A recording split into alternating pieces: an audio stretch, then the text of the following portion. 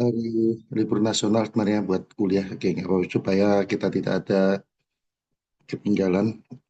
Hari ini pertemuan ke 10 ya, kita akan bahas bab 9 dari buku LPI.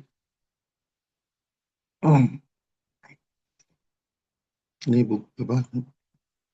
Topiknya adalah tentang menemukan relevansi objek kajian dengan penelitian sebelumnya.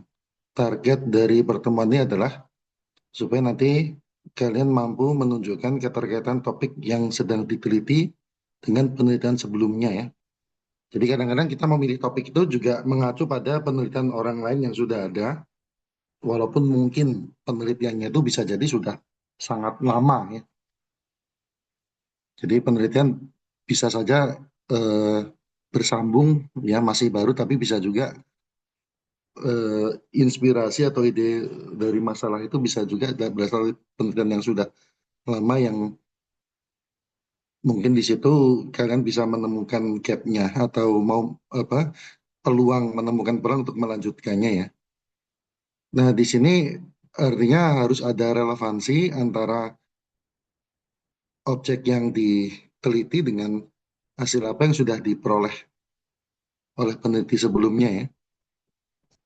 Baik, kita coba langsung masuk aja ke ini isinya ya. Baik, di sini dijelaskan ya bahwa namanya penelitian itu adalah memang merupakan kewajiban bukan hanya buat dosen tapi juga buat mahasiswa ya. Kalau buat dosen memang ada tuntutan untuk penelitian sebagai bagian dari tridharma perguruan tinggi ya. Tapi kalau untuk mahasiswa ya, mahasiswa kebutuhannya adalah untuk belajar, untuk apa, berlatih ya. Karena nanti mahasiswa itu kan memang ketika kuliahnya akan ada syarat untuk membuat skripsi ya, yang di situ ada proses penelitian yang harus dilakukan. Dan nantinya juga setelah lulus mahasiswa akan terjun ke masyarakat yang di situ nanti akan berhadapan dengan problem-problem real yang dirasakan oleh masyarakat ya. Nah, untuk mengatasi problem itu kadang-kadang tidak mudah dan perlu jangka waktu yang cukup panjang ya, dan kadang memerlukan juga sebuah penelitian ya. Oke, di sini terkait dengan tujuan dari SDGs, pembangunan yang berkelanjutan. Ya, jadi di sini pembangunan itu harus menjaga keberlanjutan kehidupan sosial masyarakat ya. Jadi bukan cuma di satu waktu tapi juga harus berkesinambungan, harus berlangsung secara kontinu. Ada 17 poin dari tujuan SDGs, ya bisa dilihat, ya banyak yang untuk bisa dilihat dari sini ya. Oke. Jadi terkait dengan SDGs ini ya, memang ya sekarang penelitian yang diutamakan itu yang memang terkait dengan tujuan dari SDGs itu ya, terutama penelitian yang ada di perguruan tinggi. Di sini eh, penelitian ya dikatakan bahwa pengajaran itu harus berbasis penelitian karena fungsi perguruan tinggi adalah penghasil ilmu. Kalau pengajaran atau penelitian itu tidak berkelanjutan, ya mungkin ilmu itu lambat berkembangnya ya. Lambat berkembang, artinya pengajaran dari dulu ya tidak ada perubahan, itu saja ya. Oke, yang dikhawatirkan adalah bahwa problem yang ada di masyarakat itu tidak, ya kan kadang tidak bisa dicegah, tidak bisa ditahan perkembangannya ya. Kalau proses pengajaran tidak berkembang mengikuti kebutuhannya, dikhawatirkan suatu saat akan ketinggalan ya ketika problem sudah sedemikian kompleksnya, sudah sedemikian berkembangnya, tapi ilmu pengetahuan atau pengajaran itu tidak berkembang, dikhawatirkan nanti masyarakat atau umat manusia akan kesulitan untuk mengatasi tantangan tersebut ya. Oke, jadi di luar syarat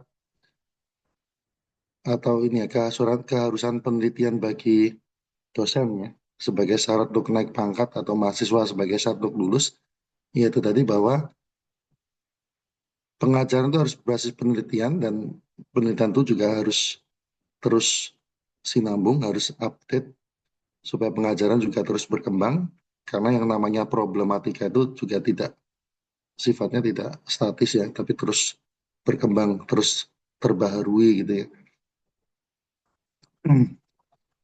Bagi mahasiswa penelitian adalah bagian dari kurikulum, jadi kewajibannya di situ. Kemampuan melakukan penelitian adalah, ya ini adalah ciri khas yang harus atau syarat atau kondisi yang harus dimiliki, kemampuan yang harus dimiliki seorang lulusan perguruan tinggi ya. Jadi kelebihan mahasiswa dengan siswa, kalau siswa lulus ya cukup lulus saja dia lulus dari sekolahnya hanya dengan mengerjakan ujian atau mengerjakan tugas-tugas dari yang diberikan dari sekolahnya. Tapi kalau mahasiswa harus punya skill yang lebih yang mencirikan bahwa dia itu lebih tinggi daripada siswa.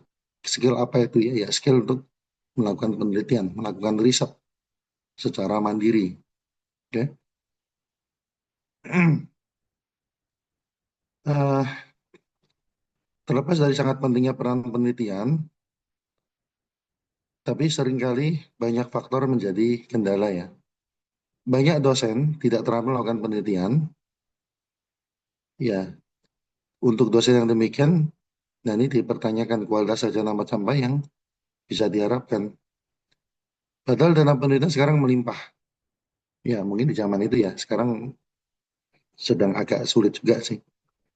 Baik yang bersumber dari APBN, tapi walaupun sulit masih ada ya. Jadi artinya kalau dibilang dana ya sekarang masih masih ada, tapi mungkin dibanding tahun-tahun sebelumnya memang agak berkurang juga. Ya ada dampaknya lah.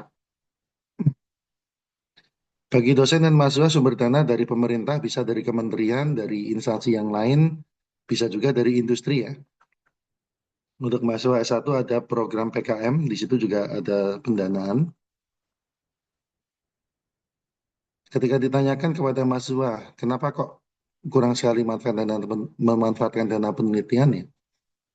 Jawabannya sulit mendapatkan ide. Kita sudah pernah menyinggung ya, ide atau rumusan masalah itu bisa diibaratkan separuh penelitian sendiri. Dan itu tidak mudah. Ya.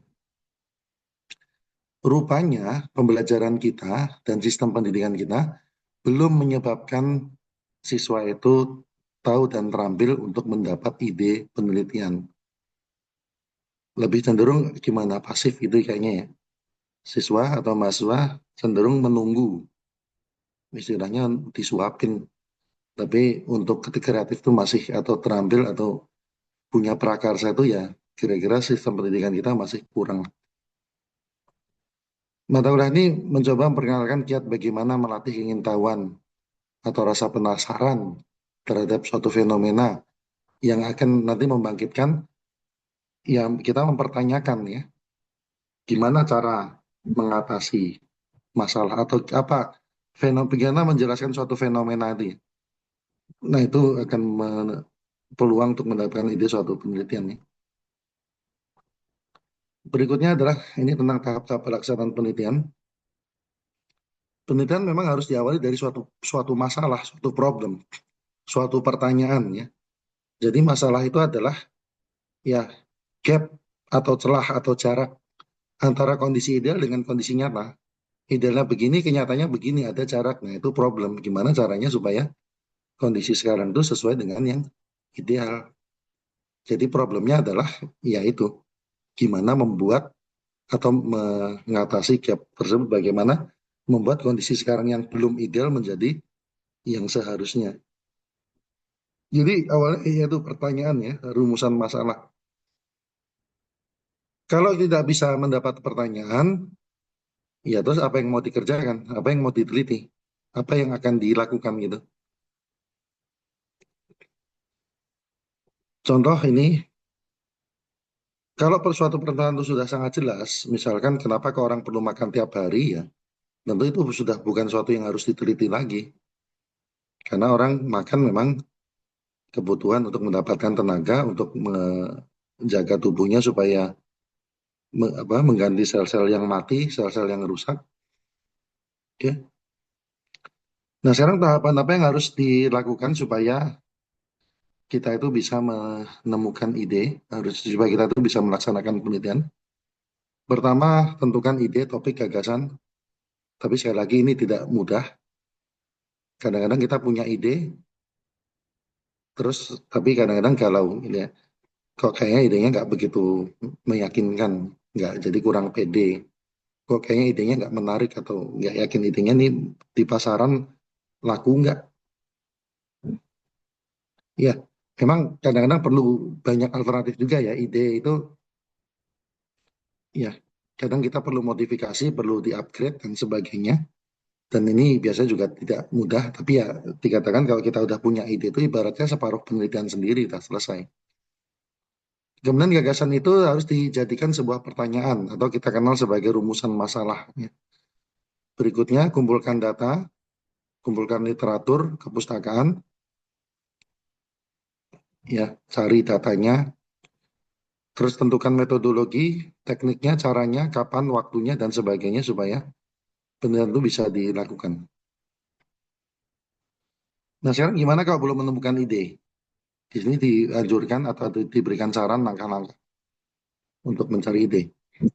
Rajinlah mengunyah pertanyaan 5W 1H ya. What, where, why, when, who ya. Urutannya saya nggak hafal juga. Dan tambah satu lagi how. Supaya mudah menemukan ide yang bisa ditulis, supaya menulis jadi gampang. Pemicu ide ada di mana-mana, yang diperlukan sikap mental yang kondusif, dan kebiasaan mengamati suatu situasi sekitar. Kita perlu berpikir lebih mendalam ya. Kadang kita tidak menyadari apa sesuatu yang kita puluhan kali lihat dalam perjalanan, katakanlah dari rumah ke kampus, balik ke rumah, sudah ratusan kali. Tapi kalau kita hanya melihat itu suatu yang biasa ya kan sesuatu itu hanya kita pandang tidak ada istimewanya. Tapi kalau kita berpikir lebih mendalam, bisa saja ya suatu yang tampaknya biasa, di situ ada suatu problem ya yang bisa kita angkat. Kita perlu mengetahui tempat atau situasi atau aktivitas yang dapat memacu ide kreatif. Kadang-kadang setiap orang punya cara sendiri untuk membangkitkan kreativitas. Ada yang misalkan harus ke pinggir sungai baru muncul ide-ide, ada juga yang harus di tengah malam baru bisa mengumpulkan ide dan sebagainya. Kenalilah diri sendiri ya. Kapan diri kita ini gampang buat menemukan ide, buat berpikir, buat mengolah, atau buat brainstorming. Oke, selanjutnya, untuk melakukan penelitian yang sulit melakukan langkah pertama. Langkah pertamanya itu adalah memilih atau menentukan topik atau ide penelitian. Mungkin nanti kalian akan merasakan nih kalau di tugas mini riset mini ini, kira-kira mau ngapain ya?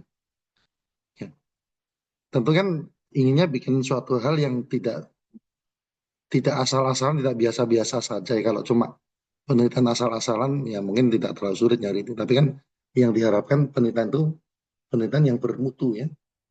Walaupun tidak dituntut untuk membuat penelitian yang wah di sini ya, karena kan belum waktunya. Tapi bagaimanapun juga kan pasti ya kalian inginnya penelitian yang kalian buat ini penelitian yang ya inilah kalau diseminarkan itu tidak bikin malu gitu, bikin ya atau cukup membanggakan.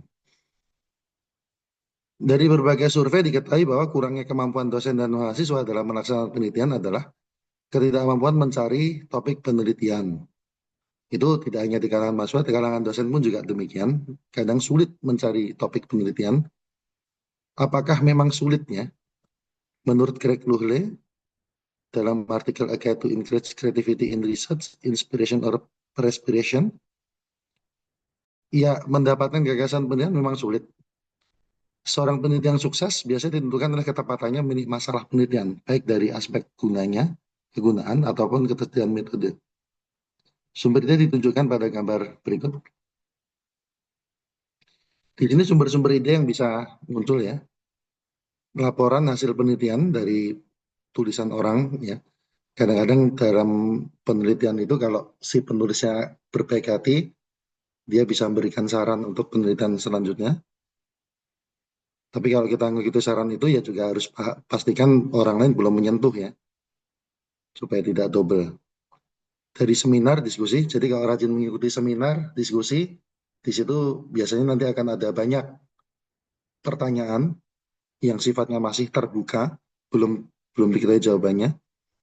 Pernyataan pemegang otoritas ya dari kebijakan-kebijakan publik bisa dijadikan objek, jadikan masalah dari pengamatan, observasi keadaan sekitar, dari pengalaman pribadi dan juga dari berselancar di dunia maya. Ya. Oke, teknis untuk menemukan ide di bidang ilmu kita sebenarnya tidak sulit. Bisa gunakan cara-cara berikut ya. Pertama, gunakan perpustakaan dan internet. Ya, di perpustakaan banyak sumber, buku, jurnal, atau dari situs internet, ya, atau dari diskusi.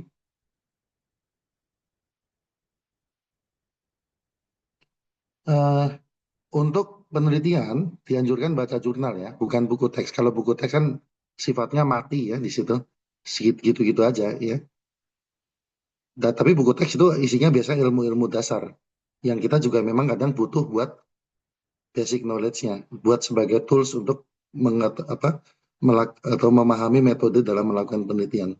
Sedangkan kalau jurnal itu kan isinya adalah perkembangan ilmu pengetahuan terakhir, ya, penelitian-penelitian yang baru dilakukan, yang belum baru saja dilakukan, yang dari situ nanti bisa muncul atau bisa ditemukan gap apa yang bisa diisi di sana. Ya. Untuk memilih jurnal dianjurkan menggunakan luar negeri. Ya, tapi sebenarnya ini juga tidak mutlak luar negeri itu pasti bagus, enggak juga. Kadang-kadang jurnal dalam negeri juga ada yang lebih bagus dari yang luar negeri. Yang penting adalah jurnal itu terpercaya, gitu aja ya.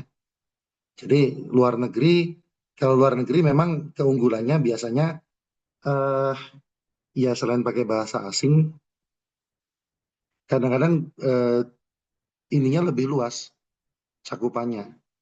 Kalau yang dalam negeri itu, apalagi berbahasa Indonesia, biasanya cakupannya hanya dalam negeri saja ya.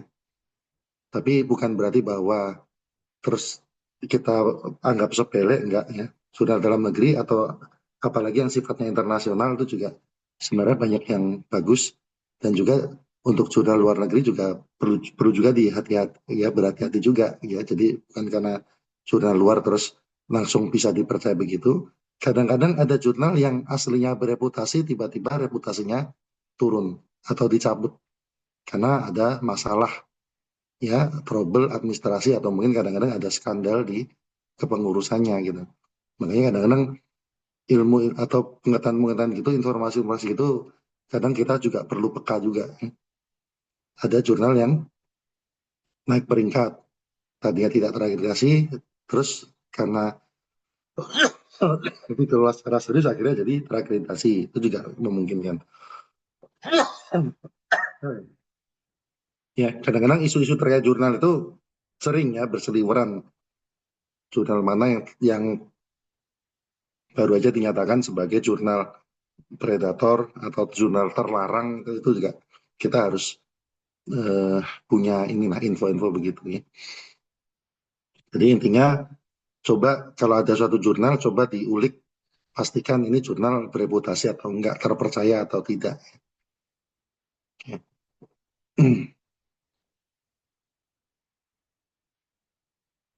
Oke, sedapat mungkin dianjurkan cari jurnal edisi terbaru, walaupun jurnal lama juga tidak berarti tidak tidak berarti tidak ada jaminan ya.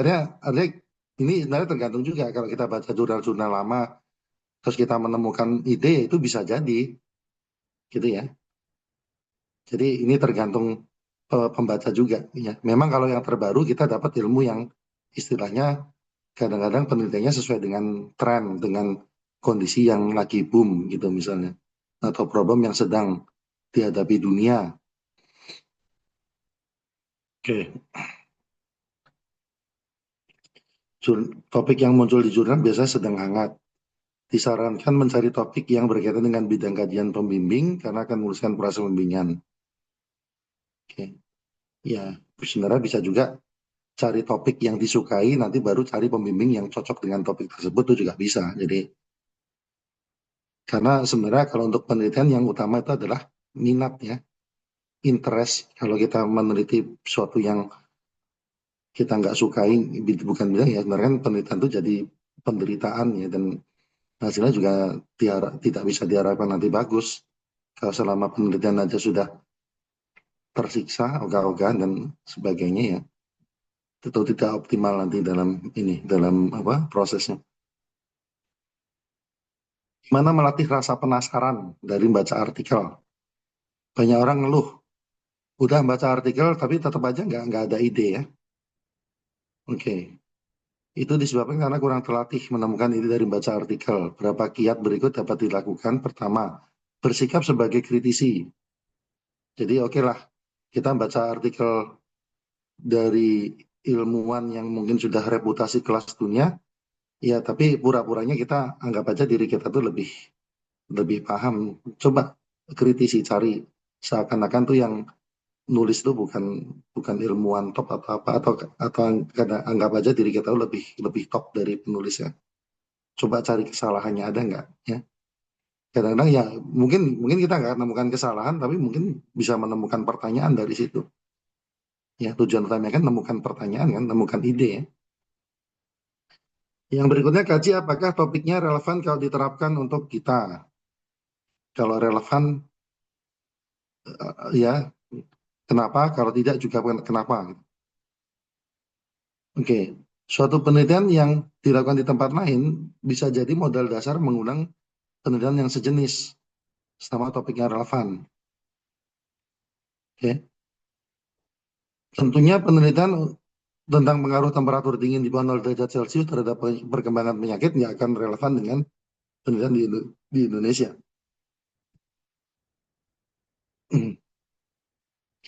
Jadi cari yang topiknya relevan.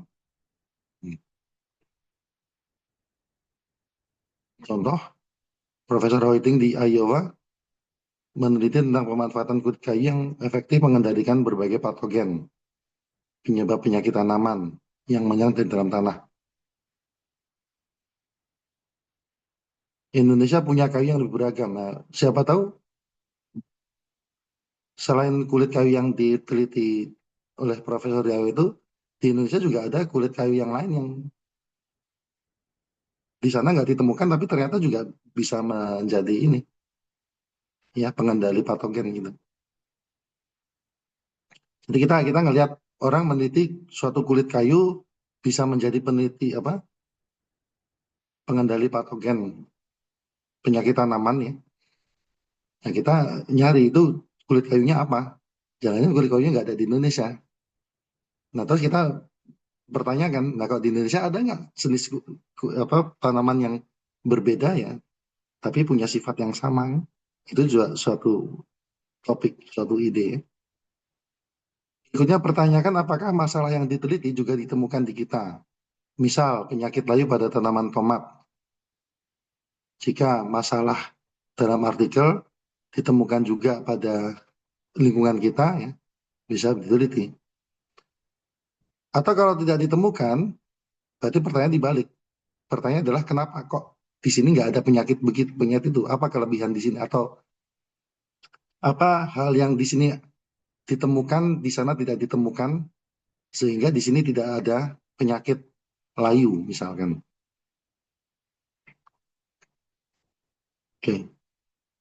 Contoh tentang penyakit busuk cincin pada tanaman kentang yang disebabkan bakteri Clavibacter melalui umbi bibit kentang terinfeksi.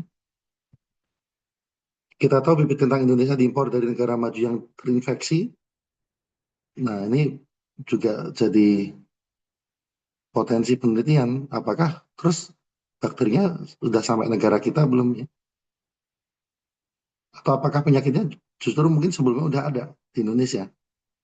Jadi walaupun tanpa kedatangan penyakit yang baru itu udah ada ya. Kemudian bacalah bagian saran itu tadi bahwa beberapa penulis kadang memberikan usulan atau bantuan untuk peneliti berikutnya. Ya, biasanya sarannya tuh ya dibelokkan sedikit ya hipotesisnya, ganti metode atau asumsinya ditambahkan atau diperlemah. Hmm. Jika saran di atas masih belum mampu membuat pembaca mendapat ide, coba kiat yang dikemukakan Kevin Barron dalam makalah What is Creativity in Research. Di sini ada kiat yang disingkat dalam istilah scamper, substitute atau substitusi, combine atau kombinasi, adapt, mengadaptasi, modify atau memodifikasi. Kemudian P-nya adalah put to other uses, gunakan untuk hal lain, eliminate, menghilangkan, dan reverse, lakukan hal sebaliknya. Yang dimaksud Kevin Barron adalah mencoba melakukan scamper terhadap satu atau sebagian atau seluruhnya dari yang dilakukan orang. Oke, lihat kemana mobil pemadam kebakaran pergi. Mobil pemadam kebakaran biasa pergi kemana? Ya ke tempat yang ada kebakarannya kan. Jadi kita mengekor ya, kita mencari orang tuh kemana? Orang yang melakukan penelitian dia topiknya apa ya? Kita ekor gitu. Tapi ya tentu saja juga tidak berarti kita mencari topik yang sama karena nanti akan jadi apa? Akan jadi plagiasi ya. Tapi dengan mengekor itu kan kita juga bisa mendapatkan ide. Ya. Contoh adalah tren judul yang lolos dan didanai program PKM. Di sini disajikan contoh judul PKM tahun 2021. Ya ini kalau mau cari ide, tapi tentu saja bukan berarti boleh dijiplak gitu ya. Idenya harus harus yang benar-benar baru, tapi inspirasinya dari orang lain. Ada kemiripan nggak masalah, tapi yang penting kita bisa mempertanggungjawabkan bahwa penelitian ini penting, harus dilakukan walaupun mungkin orang sudah melakukan penelitian yang mirip, tapi penelitian kita punya signifikansi yang beda, yang lain yang memang harus ya itu gimana tergantung kita jualannya aja kan. Gimana kita meyakinkan orang pada proposal kita. Oke, dari topik atau judul yang didanai, kaji apa saja subtopik yang belum dilakukan, baik bisa berupa objek, metode, ataupun materi ya. Jadi kita harus mampu mengamati topik yang sedang ngetren, harus rajin baca koran, dengar berita ya. Non, ya baca medsos juga perlu, tapi cari yang inilah, yang ada isinya gitu ya, bukan konten-konten yang kosong yang tidak ada manfaatnya ya. Ya hiburan perlu sekali-sekali, tapi kita juga harus bisa memilah ya kebutuhan kita ya berapa persen hiburan, berapa persen kita harus ini ya harus berpikir, harus bekerja dan sebagainya.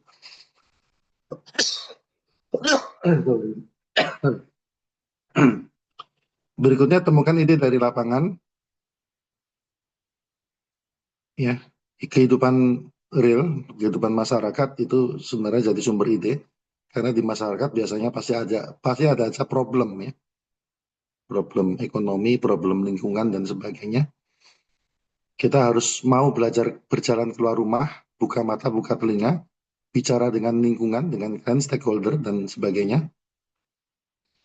Untuk mahasiswa berjalan ke luar rumah atau ke luar kantor, kunjungi tempat-tempat di mana ilmu diterapkan, ya, di pasar, di gudang, kebun, sawah, kantor, pedagang, petani, di sekolah dan sebagainya. Gimana kalau masih juga belum dapat problem, udah muter-muter kemana-mana? Misal seorang mahasiswa pelindungan tanaman tidak menemukan satu kebun atau tanaman yang terserang penyakit. Nah itu tadi, kalau nggak menemukan penyakit ya justru jadiin pertanyaan, kenapa kok nggak ada penyakit di sana? Kan bisa juga seperti itu. Ya. Jadi kalau nemu penyakit kan pertanyaan bisa banyak. Kan. Apa penyebabnya ya? Gimana penyakit itu menyebar? Gimana cara mengatasi? Sebagainya. Nah kalau nggak ada penyakit ya tetap aja bisa aja pertanyaan. Kenapa kok bisa nggak ada penyakit di sini? Apa yang menyebabkan tidak ada penyakit di lingkungan ini? Ya. Jadi kalau di tempat lain masalah sering ditemukan, tapi kita mengunjungi satu tempat masalahnya nggak ada, justru di situ juga jadi pertanyaan, gitu kan?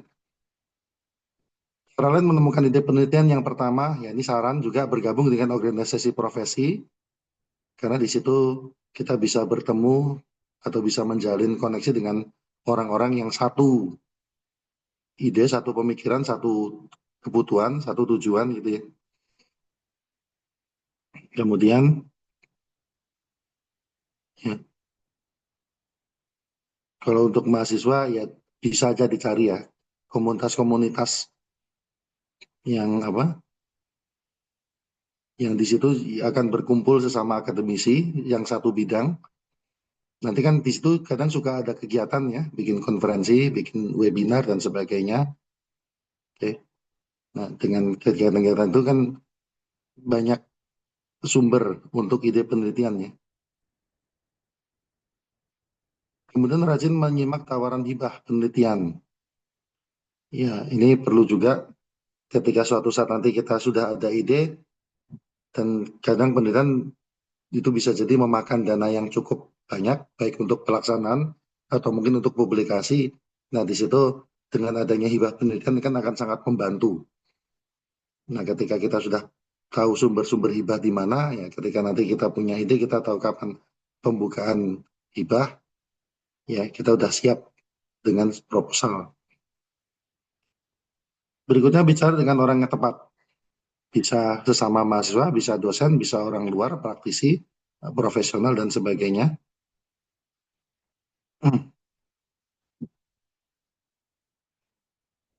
Oke.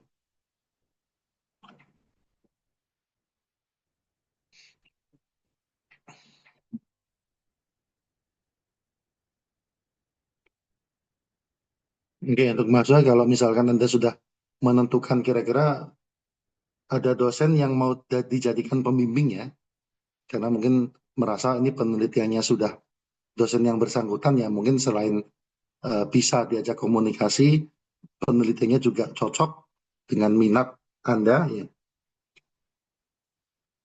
Pelajari lebih dalam ya, biasanya dosen akan dengan senang hati misal diminta apa makalah-makalahnya untuk dipelajari ya.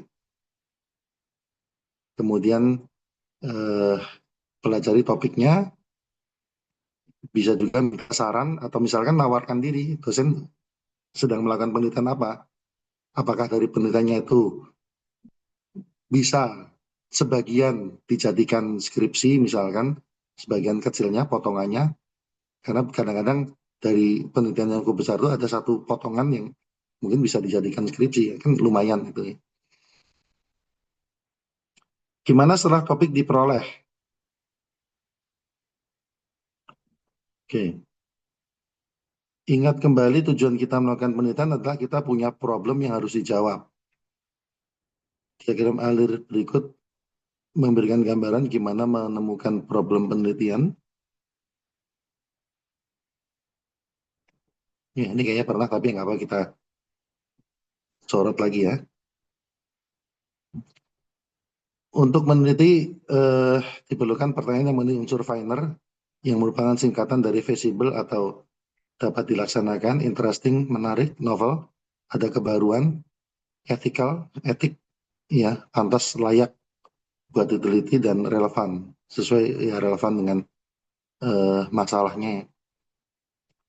Ya, ini kan tentang alkoholisme, topik besarnya alkoholisme di breakdown ya.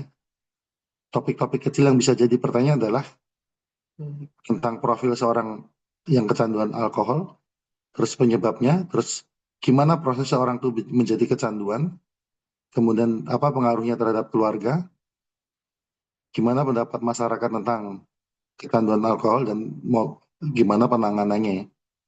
Misalkan dipilih topiknya pengaruh alkoholisme terhadap keluarga. Pertanyaannya adalah, ya pengaruhnya apa saja sih? Ditinjau dari mana ya? Apakah terhadap hubungan pernikahannya, apakah terhadap kehidupan anak-anak, terhadap keuangan keluarga? Ya, kemudian di sini dirumuskan ya tujuan utama dan tujuan khususnya. Tujuan utamanya tadi kan alkoholisme terhadap keluarga, tujuan khususnya ada tiga masalah ya. Apa pengaruh kecanduan alkohol terhadap hubungan pernikahan, bagaimana pengaruh kecanduan alkohol terhadap kehidupan anak-anak, dan pengaruh terhadap keuangan keluarga. Tujuan ini diuji pertama ya itu tadi, unsur finernya tadi ya. Apakah bisa dilaksanakan ya pekerjaan yang akan kita lakukan, sanggup enggak ya, waktunya ada apa enggak, biayanya ada atau tidak, kita mampu apa enggak, kemampuan diri, kemampuan membimbing, ya kita bisa enggak, capable atau tidak. Ya. Kemudian langkah terakhir adalah kita ngecek ulang apakah benar kita tertarik topik tersebut. Apakah kita benar-benar penasaran dengan topik tersebut atau sekedar ikut-ikutan, atau ini jangan topik dipaksakan disodorkan oleh pembimbing harus harus bahas ini ya, tapi kita nggak suka. Itu juga dengan tujuannya, apakah sumbernya cukup, terus apakah kita bakalan sanggup ya, ulang supaya nanti penelitian tidak macet.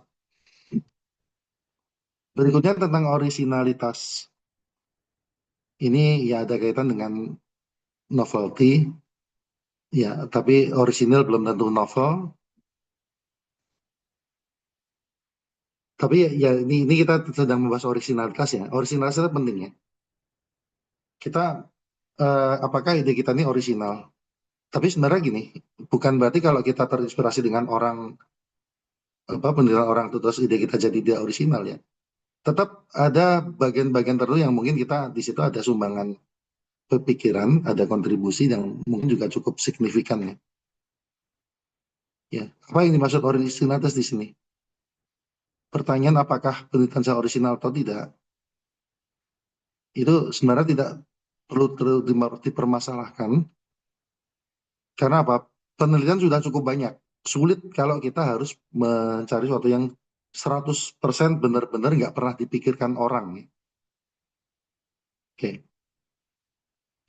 Jadi artinya tadi itu kita bisa aja mencari inspirasi dari penelitian orang, tapi juga bukan berarti kita plagiasi, semua di copy habis, disalin. Tetap di sini kita diharapkan ada kontribusi yang signifikan ya. Jadi kita bisa modifikasi sebagian atau kita ya modifikasi itu kan bisa banyak cara ya.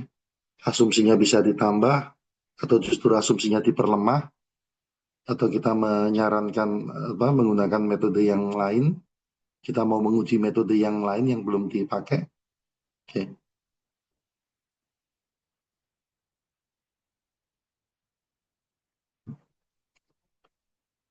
Oke. Gimana kalau kita menemukan topik baru dan belum umum? Banyak kasus ditemukan ketika mahasiswa berhasil terlatih rasa penasaran ya atau curiosity-nya. Membawa ide baru ke pembimbing tapi ditolak karena justru pembimbingnya nih yang nggak ini ya, nggak paham ya. Jadi ide baru, ya ini artinya kalau punya ide, gimana cara meyakinkan orang itu aja sih. Bahwa yang ide itu penting. Kadang kalau orang nggak paham, dianggapnya mungkin ini ide nggak menarik, nggak penting, atau terlalu mudah, jangan-jangan ya. Padahal kadang-kadang ide yang tampak mudah bisa jadi kalau dijalani ternyata sangat kompleks. Jika hal itu terjadi, jangan merasa ragu. Sebagaimana disampaikan Albert von Nageraport, penulis Nobel berikutnya, bahwa penemuan baru terjadi karena seorang penemu melihat sesuatu hal, sebagaimana orang melihat, tapi dia memikirkan di mana orang lain nggak memikirkan. Oke, John Locke, seorang filsuf dari Inggris pun menambahkan bahwa pendapat baru memang selalu diragukan dan seringkali ditolak ya, hanya karena belum umum. Oke. Ya, kalau misalkan bisa melakukan penelitian sendiri ya tidak masalah, tapi kalau harus ada pembimbing, ya inilah tantangan. Gimana meyakinkan orang, ini ide saya baru, mungkin belum umum ya, mungkin belum dirasakan atau agak aneh. Tapi kalau bisa meyakinkan ini penting dan pentingnya di mana dan menariknya apa ya. Nah, itu bisa jadi akan memengaruhi orang. Oke. Akhirnya sebagai penutup di sini diingatkan kembali bahwa mencari gagasan penelitian adalah angka yang paling sulit, dan di Indonesia ini ya diakui atau tidak memang sistem pendidikan kita masih kurang dalam melatih kreativitas, melatih rasa penasaran ya. Membuat orang tuh pengen belajar tuh karena rasa penasaran, bukan karena dipaksa. Kita kan lebih sering, lebih sistem kita masih membuat orang tuh belajar karena memang tuntutan, karena ia ditindas. Nah, kalau nggak belajar ya Anda akan tertindas gitu. Ya beda kalau misalkan sistem pendidikan yang membuat orang penasaran. Saya dengan sukarela belajar kan saya memang penasaran dengan ilmu ini, pengen tahu. Ya, jadi belajar itu justru asik.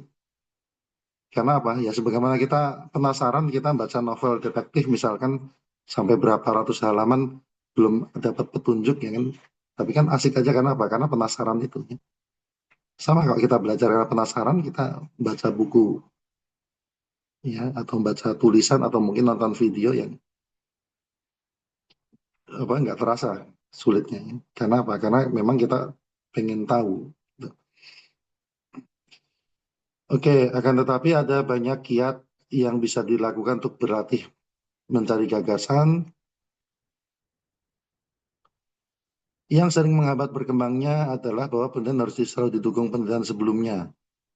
Ya ini juga misalkan kadang-kadang ada salah pengertian bahwa penelitian itu harus harus apa tren harus harus apa sesuai dengan kebutuhan. Ya, padahal kadang-kadang orang itu ingin juga menggali ilmu-ilmu lama, mengeksplor hal baru ya. Oke. Akibatnya mahasiswa jadi mengekor dan gampang melakukan terobosan. Nah ini harus kayaknya memang harus ada ya terobosan baru ya. Kalau bisa dibilang bahasa yang cukup eh, kerasnya ya harus ada revolusi dalam pendidikan gitu. Ya, kalau sekarang yang dirasakan tuh ya memang kadang-kadang penelitian tuh yang laku itu ya kalau yang terkait dengan industri. Akibatnya apa ya? Saintifiknya itu kurang. Ya, takutnya sains itu jadi kurang berkembang. Padahal kalau kita lihat orang-orang zaman dulu, yaitu mereka melakukan penelitian murni karena sainsnya kan, karena ingin mengeksplor sains itu. Bahwa ternyata ada yang bermanfaat dalam industri, ya itu adalah kemudian efek sampingnya. Gitu. Oke, itu sekilas tentang ini ya, mencari ide penelitian. Mudah-mudahan, jadi ini kan pertemuan ke, ya, masih ada 2 bab lagi, 10 dan 11. Jadi kalau untuk tugas riset mini itu, sebenarnya kalau mau kalian sudah mau mengerjakan bisa aja, ya, bikin kelompok sendiri, bikin bikin apa, tentukan, eh, udah bisa mulai mencari-cari topik, ya, udah mulai bisa mengumpulkan data, melakukan diskusi dan segala macam. Oke. Baik, ada yang mau ditanyakan terkait dari ini? Jadi nanti masih ada 2 pertemuan lagi, bab 10 dan bab 11 ya, untuk ininya, eh, tatap mukanya. Tapi sekali lagi untuk riset mininya, topiknya dibebaskan ya, tidak tidak harus matematik, tapi sesuatu yang ya bisa kalian temukan lah. Ini buat latihan, tapi juga ya harap dikerjakan dengan sungguh-sungguh.